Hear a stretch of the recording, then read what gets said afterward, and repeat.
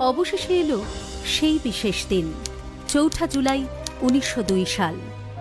নশ্বর দেহ ত্যাগ করে সূক্ষ্ম দেহে লীন হওয়ার জন্য এই দিনটিকেই বেছে নিলেন স্বামী বিবেকানন্দ, ঠাকুরের লরেন। এই দিন সকাল থেকেই স্বাভাবিকের তুলনায় স্বামীজির শরীর অনেকটাই সুস্থ ছিল।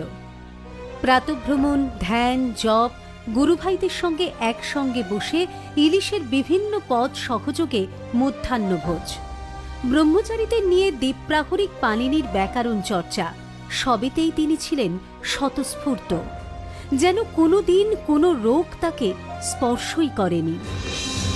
রাত ৯:১০ মহাযোগী স্বামী বিবেকানন্দ লীন হয়ে গেলেন রামকৃষ্ণ লোকে। আয় নরেন, আয়,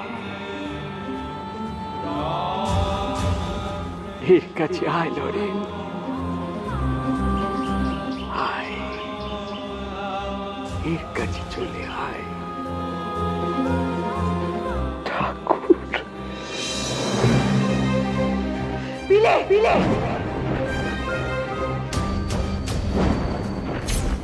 এই শরীরটাকে আমি থুতুর মতো ত্যাগ করলাম রে শশী। আমি কাকে দেখছি? গুরুজি, গুরুজি।